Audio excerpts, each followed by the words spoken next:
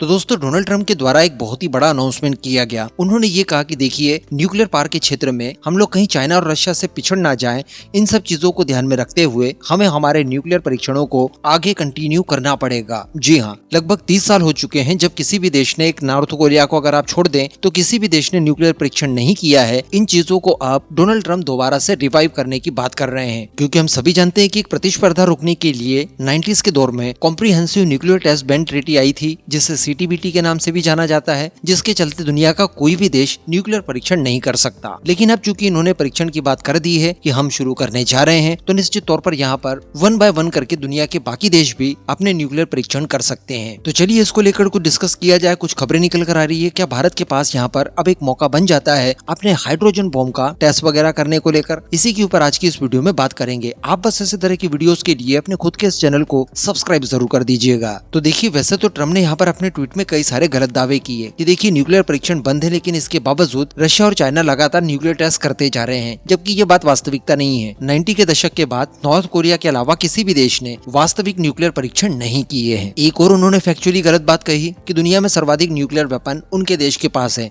जबकि अभी तक हम लोगों को पता है कि रशिया इस मामले में नंबर 1 के पोजीशन पर है। हाँ, ऐसा जरूर हो सकता है कि जो एक्टिव न्यूक्लियर वेपन्स की संख्या हो वो अमेरिका की ज्यादा हो, क्योंकि न्यूक्लियर वेपन्स बना लेना ये एक अलग बात है, लेकिन न्यूक्लियर वेपन्स को बना लेने के बाद उन्हें हर वक्त एक्टिव रखना, इसके लिए भारी भरकम खर्च वहन करना पड़ता है। और अमेरिका इस मामले में नंबर 1 है, सबसे ज्यादा खर्च वही करता है। तो इस मामले में जो एक्टिव न्यूक्लियर वॉरेट्स हैं वो निश्चित तौर पर अमेरिका के हो सकते हैं, लेकिन इस बात को भी उन्होंने क्लियर नहीं किया है। लेकिन अब जब इन्होंने न्यूक्लियर परीक्षण करने की बात कर दी है, और अगर मान लीजिए कि इन फ्यूचर ये लोग वास्तविकता में कोई न्यूक्लियर परीक्षण कर देते हैं, तो इसका असर क्या हो सकता है? निश्चित तौर पर यहाँ पर रशिया और चाइना जैसे देश भी अपने न्यूक्लियर वेपन्स को परीक्षण करेंगे। हालांकि कुछ लोगों को यहाँ पर मैं बता दूं कि ये मानना है कि रिसेंटली रशिया के द्वारा एक मिसाइल का परीक्षण किया गया था जो कि न्यूक्लियर पावर थी, यानी उस मिसाइल में कोई कन्वेंशनल फ्यूल न डलकर उसमें न्यूक्लियर फ्यूल डाला गया था, जिसकी वजह से उसकी रेंज अनलिमिटेड हो जाती है और ये मिसाइल वास्तविकता में काफी घातक हो सकती है। शुरुआत में इस मिसाइल के कॉन्सेप्ट का मजाक उड़ाया गया था, लेकिन जब वास्तविकता में इस मिसाइल का परीक्षण किया गया उसके बाद अमेरिका सख्ते में आ गया, और उसके बाद ही डोनाल्ड ट्रंप के द्वारा ये ट्वीट किया गया था। लेकिन जब टेस्ट होने शुरू हो जाएंगे, संभवतः चाइना और रशिया भी कर लें, इसके बाद संभावना ऐसी भी बन सकती है कि इजराइल के पास भी जो न्यूक्लियर वेपन्स होने की बात कही जाती है, जिसको ऑफिशियली तो उन्होंने कभी स्वीकार नहीं किया,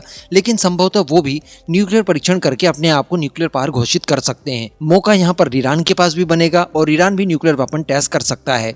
लेकिन अगर बात की जाए हमारे काम की, यानी भारत की, तो देखिए कुछ एक्सपर्ट्स का ये मानना है कि ये भारत के लिए भी एक मौका लेकर आता है, और भारत यहाँ पर अपने न्यूक्लियर प्रोग्राम को और मैच्योर कर सकता है और अपने खुद के न्यूक्लियर वेपन टेस्ट करके देख सकता है। इसको लेकर स्पेशली एक इंडो अमेरिकन एक्सपर्ट्स, जिनका नाम एस्ले टेलिस है, आप सभी जानते होंगे इनके बारे में। रिसेंटली ये एक विवाद में भी फंसे थे कि ये चाइना के लिए जासूसी वगैरह का काम कर रहे हैं अमेरिका में रहकर। इनके द्वारा ये दावा किया गया है कि अगर ऐसी परिस्थितियां जनरेट होती है तो भारत भी सुरक्षा कारणों का हवाला देकर अपने न्यूक्लियर परीक्षण कर सकता है। इवन इन्होंने तो भारत को सजेशन दिया है कि वो चाइना को डोमिनेट करने के लिए या उसकी बराबरी करने के लिए अपने हाइड्रोजन वेपन्स का टेस्ट करे। इनके द्वारा आगे ये भी दावा किया गया है कि 1998 में जब भारत द्वारा हाइड्रोजन वेपन की टेस्टिंग के लिए कोशिशें की गई थी, वो कोशिशें सफल साबित नहीं हुई। तो इन सब चीजों की वजह से भारत को अपने हाइड्रोजन वेपन्स का टेस्ट करना काफी अनिवार्य हो जाता है। स्पेशली ये यहाँ पर चीन के खतरे को ध्यान में रखकर बात कर रहे हैं। तो लेट्स सी कि आने वाले समय में क्या होता है। नो डाउट अगर टेस्ट वगैरह शुरू होते हैं तो एक रेस तो लग जाएगी, लेकिन ये भारत जैसे देशों के लिए